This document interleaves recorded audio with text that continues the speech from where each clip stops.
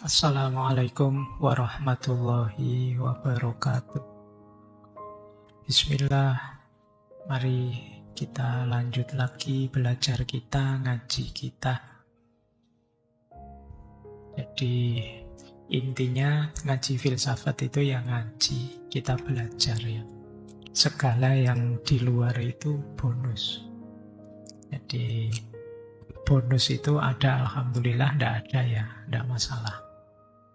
Bahkan termasuk pemahaman kita, kepandaian kita, itu ya anugerah sebenarnya bonus. Karena yang bisa kita lakukan hanya belajarnya. Maka ayo kita mulai ya, nawaitunya belajar. Baik, kita mulai nggih. Oke. Ini loh yang harus kamu lakukan kalau berhadapan dengan budaya yang berbeda. Menghormati, mengkonfirmasi, menikmati, dan mengkritisi. Ya ndak cuma menghormati tok. Kalau menghormati tok itu jatuhnya cuma toleran. Toleran itu bagus, menghormati itu bagus, cuma jangan berhenti di menghormati. Karena menghormati saja itu sifatnya pasif. Toleran itu bagus, tapi tetap harus ada konfirmasi, ada menikmati, dan ada mengkritisi. Misalnya, Pawis, ada temenmu tiap malam begadang terus, subuhnya mesti jam 8:30 misalnya. Loh, kamu kan secara teori toleran, ya monggo. Kamu kan punya budaya yang berbeda, beda sama budayaku. Jadi saya toleransi budayamu. Loh, itu menghormati budayanya dia, iya. Tapi kan apa iya? Terus begitu. Kamu punya teman misalnya, tiap hari bohong. Wah, saya maklumi. Saya toleransi bahwa kamu punya budaya bohong. Kan tidak bisa begitu. Jadi toleran itu ya bagus. Dia jadi alasnya, tapi jangan berhenti di toleran. Karena berhenti di toleran itu kapan-kapan jadi bom waktu. Iyalah, mungkin punya tetangga yang beribadahnya tiap hari Minggu. Jadi setiap hari Minggu misalnya dia tidak bisa ikut kerja bakti. Kamu toleran. Ya biar aja Minggu dia tidak usah ikut kerja bakti. Ini kan toleran, menghormati. Tapi jangan berhenti di situ. Harus ada konfirmasi, menikmati, bila perlu diskusi. Lah mosok dia tidak ikut kerja bakti terus, kontribusinya apa pada dunia sosial? Nah, itu kan harus dirembuk lagi. Nggak bisa kamu cuma, ya sudah toleran selesai. Hal yang sama mungkin bagi yang non-muslim, di luar muslim, berhadapan dengan toanya masjid, berhadapan dengan, itu mereka wajib menghormati, tapi jangan berhenti di situ. Harus ada rundingan lanjutan, kesepakatan lanjutan, dikonfirmasi. Saya kalau adzan ya harus keras, kalau adzan pelan-pelan, lah yang datang ke masjid siapa? Oh iya, saya maklum, tapi tolong ya. Itu namanya mengkonfirmasi. Jadi kalau ada perbedaan, iya, pertama-tama kita hormati, tapi terus dikonfirmasi. Kalau sudah dikonfirmasi kan ini sudah namanya mutual understanding. Sama-sama paham, baru bisa menikmati. Harus dinikmati. Hidup bersama kalau tidak ada aspek menikmati, sengsara kamu. Kamu merasa berkorban terus. Saya sudah ngalah ini tiap minggu kerja bakti. Loh, kamu merasa berkorban terus. Saya sudah ngalah ini, tidurku terganggu terus. Loh, tidak bisa menikmati. Kenapa tadi langkahnya berhentinya di menghormati, di toleran. Toleran bagus, tapi itu step awal. Setelah itu tolong saling dipahami, dikonfirmasi sambil kalau sudah berarti bisa menikmati. Jadi hidup bersama harus begitu. Ya kayak ini kan mungkin ada yang ngajinya baru-baru ini, bulan-bulan ini apa bulan-bulan kemarin. Begitu masuk ke sini situasinya kan mungkin kamu baru kayak gini lah. Awalnya kan iyalah manut aja model ngajinya kayak gitu. Tapi kan terus jangan berhenti di situ, dikonfirmasi. Kenapa sih? Kok tidak ada tanya jawabnya? Kamu konfirmasi. Apa alasannya tidak ada tanya jawab? Itu dikonfirmasi namanya. Karena kalau kamu tidak melangkah ke situ, kamu akan gelisah terus. Tidak bisa menikmati ngajinya. Begitu kamu paham, ada mutual understanding. Oh, kalau dasarnya itu cocok lah, saya juga setuju. Baru bisa menikmati. Cuma ada langkah terakhir. Mutual understanding kita, saling memahami juga, sebenarnya bukan babak final. Masih ada step terakhir yang mungkin dilakukan. Karena apa? Yang kita anggap benar, yang sama-sama kita anggap baik, bisa jadi juga tidak baik, tidak 100% pas. Maka perlu ada mengkritisi, memberi masukan. Watawasau bil haqqi, watawasau bis sabr. Itu mengkritisi. Iya ya, Mbok kerja baktinya diganti, tidak minggu pagi. Kalau minggu pagi kan saya tidak bisa. Enaknya gitu. Mbok tata suara masjidnya dibikin yang lebih enak, yang nggak menyakiti telinga, yang itu mengkritisi biar lebih baik. Jadi hormat, saling memahami, terus saling menikmati dan saling memperbaiki. Kalau hidup bersama bisa menggunakan 4 rumus ini, kita nyaman. Kalau hormat saja tidak bisa, tidak mungkin saling mengkonfirmasi. Tidak mungkin apalagi menikmati, apalagi mengkritisi. Kalau menghormati belum kok mengkritisi, tawuran.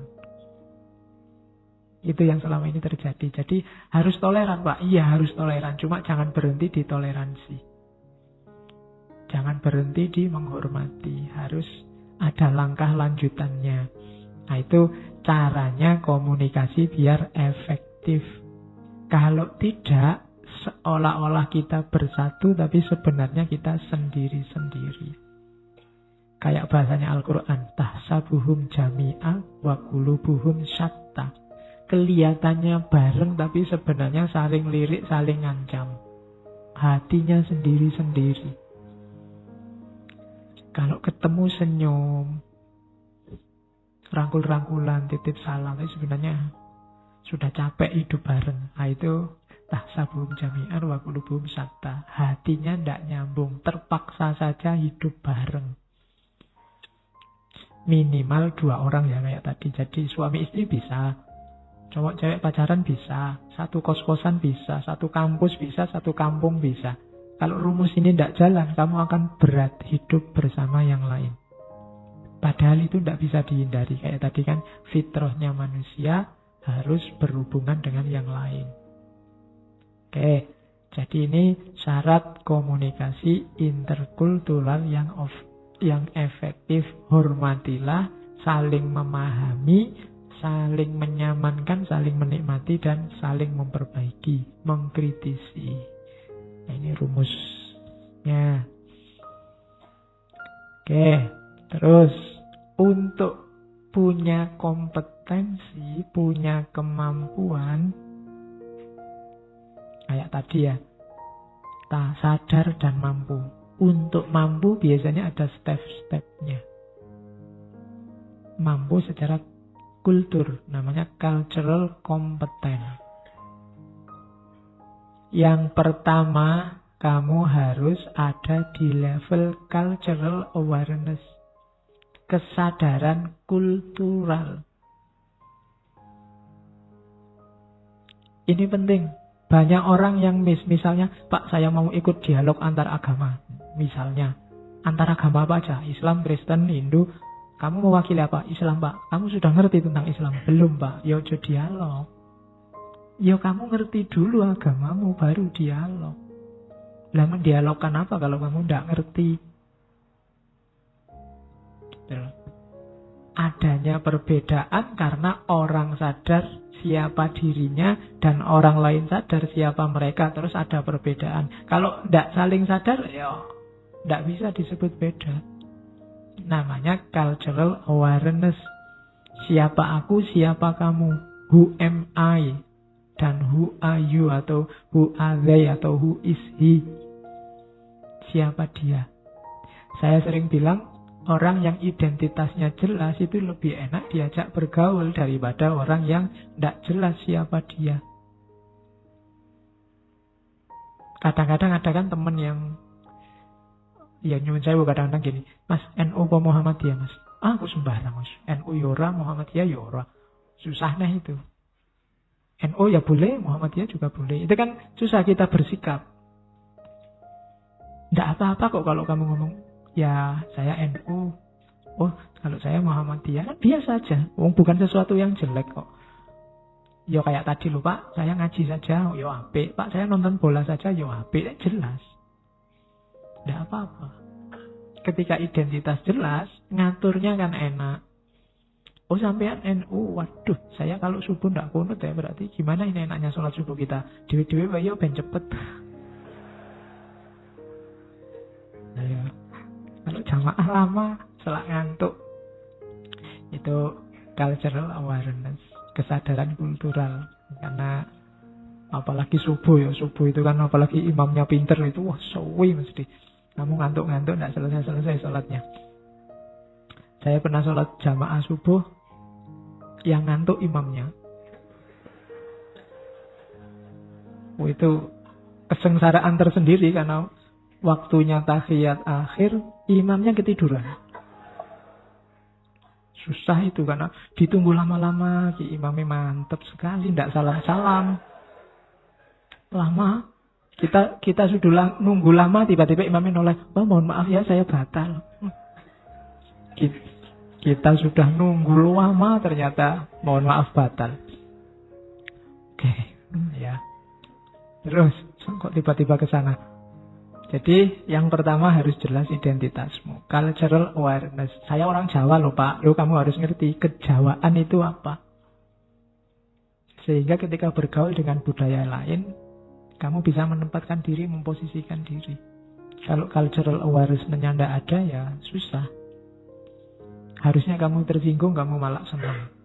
Harusnya kamu tegas, kamu malah leda-lede. Harus ada cultural awareness. Identitas dibangun dulu.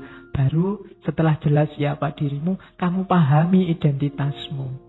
Mengapa kok aku punya prinsip begini? Itu namanya cultural knowledge. Aku itu Jawa. Orang Jawa punya prinsip, misalnya mangan orang mangan kumpul. Makan atau tidak makan, yang penting kita kumpul. Itu kan kamu harus masuk ke ranah cultural knowledge. Kok bisa ya begitu? Oh berarti sebagai orang Jawa aku harus mendahulukan kebersamaan dibandingkan kesenangan individuan.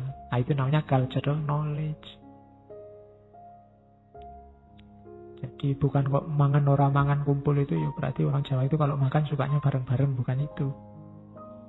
Atau orang Jawa itu pantas, orang Jawa itu susah kaya, masalahnya ya mangan orang mangan kumpul, tidak begitu. Kamu harus masuk ke ranah cultural knowledge. Dipahami siapa kamu. Itu cultural knowledge. Terus boleh juga dievaluasi. Kira-kira pepatah itu pas untuk situasi apa, tidak pas untuk situasi apa. Orang Jawa itu mendahulukan mengalah. Nah ini orang itu harus ngalah terus apa ada waktu-waktu ya dia jangan ngalah. Kalau dia ngalah ya tidak pas, itu cultural knowledge. Misalnya sepak bola, saya orang Jawa Pak, orang Jawa itu mengutamakan ngalah, jadi makanya Indonesia susah menang kalau sepak bola karena itu tadi. Cultural awareness-nya iya, cuma cultural knowledge-nya perlu diperbaiki. Jadi tidak sekedar kamu sadar bahwa orang Jawa itu mengutamakan mengalah, tidak mau menang-menangan, tapi itu ada ruang dan waktunya. Ruang dan waktu itulah butuh cultural knowledge, butuh pengetahuan. Nah, setelah itu baru mempertimbangkan yang lain, cultural sensitivity. Ya sih, kalau dulu sih Jawa ya ketemunya orang Jawa saja, sekarang di Jawa ada macam-macam budaya lain. Aku harus kukuh begini atau bisa berubah budayaku sekarang, itu cultural sensitivity. Kalau aku tetap dengan budayaku ini, kira-kira cocok nggak dengan budaya baru yang ada sekarang? Nah, itu cultural sensitivity. Mulai bertemu, mempertemukan diri dengan budaya yang lain. Aku harus dengan identitas lama, atau identitas lama yang diperbarui, atau dibuang saja identitas lama, ganti identitas baru. Ini cultural sensitivity. Kalau sudah cultural awareness, cultural knowledge, cultural sensitivity, pada akhirnya cultural competence akan lahir. Orang akan ngerti apa yang harus aku lakukan dan apa yang jangan aku lakukan. Berhadapan dengan budaya yang berbeda. Ini namanya menuju cultural competence. Kompetensi budaya. Oke, terus. Nah, isinya apa? Kamu punya kompetensi budaya untuk komunikasi interkultural itu, kamu harus menguasai situasi dan menguasai dirimu sendiri. Menguasai situasi, ya. Menguasai dirimu sendiri itu berarti menguasai 1, 2, 3, 4, 5 aspek. Knowledge, effective, 2 aspek sebenarnya. Yang efektif itu isinya 3, itu kurang kesana anunya. Motivation, attitude atau behavior, dan psychomotorik. Attitude itu perilaku, behavior itu watak. Jadi afeksi isinya motivasi, perilaku atau watak, dan penerjemahan motivasi dan perilaku namanya psikomotorik. Kita jelaskan satu-satu. Menguasai situasi itu berarti menguasai 4 hal. Yang pertama, peka terhadap situasi. Kapan harus ngomong, kapan harus diam. Kapan harus mengkritik, kapan harus memuji, kapan harus mendiamkan. Nah, itu namanya peka.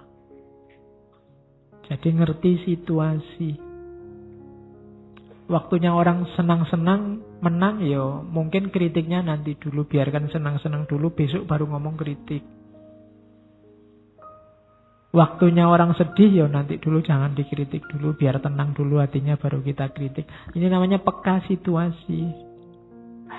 Tidak bisa, Pak, saya ini filosof, yang benar akan selalu saya omongkan. Loh, jangan dulu, lihat situasi dulu. Memungkinkan nggak daripada kamu capek-capek ngomong dan tidak ada hasilnya? Kenapa? Situasinya tidak pas. Jadi paskan dulu situasi. Yang kedua, sadar akan posisi sosialmu di tengah komunitas. Kamu itu apa dan siapa? Harus ngerti. Kamu boleh punya pendapat tentang apa hari ini yang ramai, cawapres misalnya, tapi kamu harus sadar dalam konstelasi persoalan cawapres ini kamu ada di mana. Saya, Pak, sebagai mahasiswa semester 1 ingin ya enggak apa-apa kamu ngomong gitu, cuma enggak ada gunanya. Kenapa? Posisimu. Gitu loh. Jadi mungkin dengan posisimu yang semacam itu, kalau kamu tiba-tiba ngomong, enggak ada orang dengar. Kalau ingin suaramu didengar, sampaikan aspirasimu itu pada rektormu, misalnya biar rektormu membawa ke Jakarta ketemu sama presidennya dan seterusnya. Itu baru ada gunanya ngomong. Tapi kalau kamu tiba-tiba ngomong terus ingin didengarkan, seluruh orang Indonesia harus tahu pendapat saya ini. Kamu didengarkan aja enggak. Kenapa? Posisimu sebagai apa? Hari ini kan hampir semua orang jadi komentator. Apa wae dikomentari, apa yo ndak kesel. Sadari saja posisimu ada di mana. Gitu loh. Kalau kamu ingin suaramu didengar, ya bercita-citalah atau sekarang jadilah wartawan ngono wae. Wartawan majalah yang besar terus. Kayak ya mungkin dilatih mulai sekarang. Kamu nulisnya di surat pembaca misalnya. Punya pendapat, tidak apa-apa. Pokoknya kesadaran akan posisi. Itu penting. Karena ya salah posisi juga bahaya. Kalau di rumah kamu sebagai anak, kalau di kampus kamu sebagai mahasiswa, kalau di kos-kosan kamu sebagai teman. Nah ini kan posisi. Di kos-kosan kamu memposisikan diri sebagai mahasiswa, misalnya nanti temanmu sak kamar mau anggap dosen. Kan nggak cocok. Ya kan? Di rumah harusnya jadi anak, kamu merasa jadi bapak. Ini bapakmu lah bingung nanti. Harus ngerti posisi dalam komunikasi. Nah, itu nanti berhubungan dengan yang ketiga, kesadaran tentang relasi. Hubunganmu sama dia apa? Kamu kok peduli amat sih sama yang kulakukan? Emangnya kita pacar? Nah, itu relasi.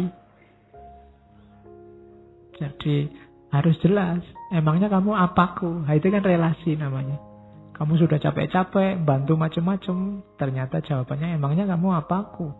Nah itu, ya. Jadi, salahmu dewe. Kamu ndak punya unsur situasi tadi. Dan juga pahamilah partikular, situasional, konteks.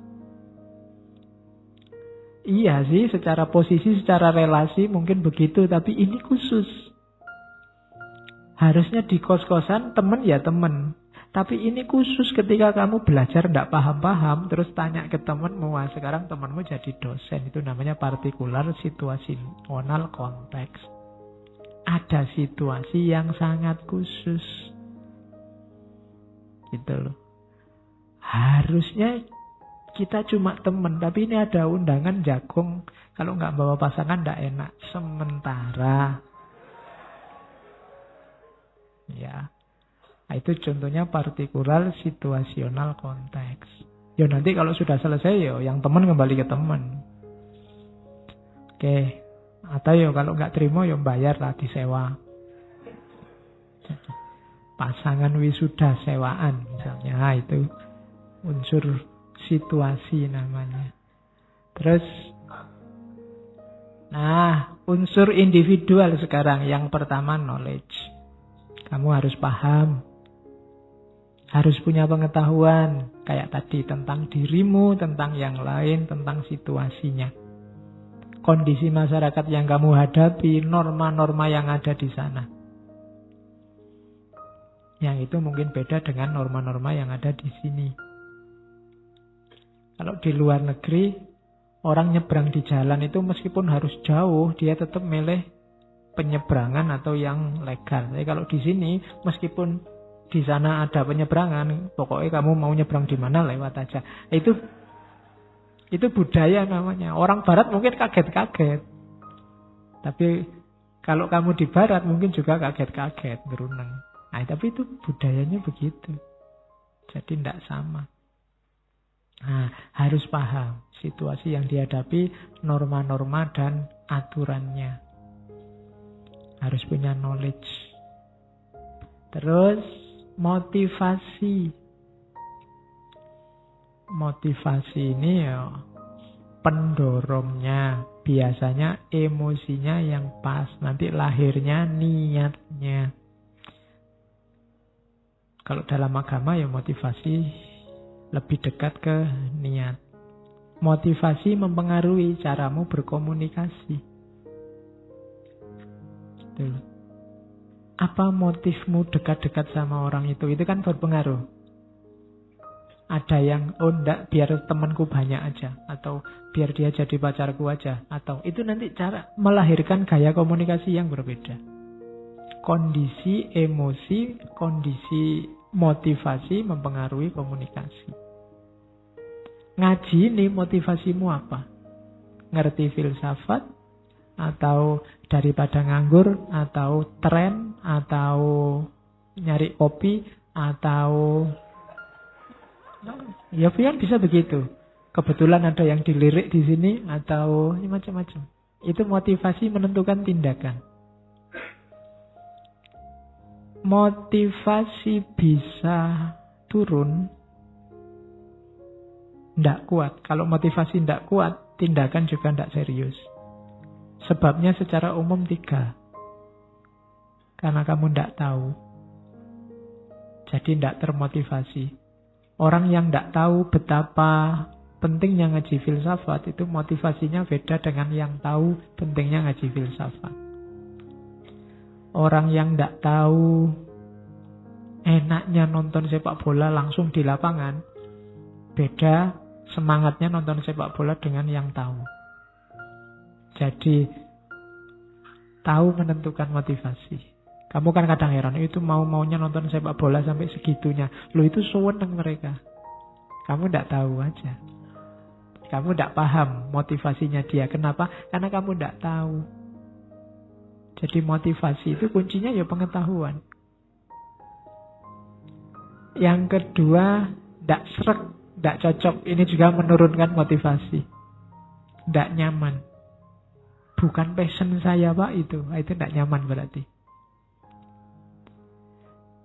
Katanya orang-orang sih enak, tapi bagi saya kok biasa saja. Malah saya cenderung tidak suka, itu tidak nyaman. Motivasi pasti juga turun.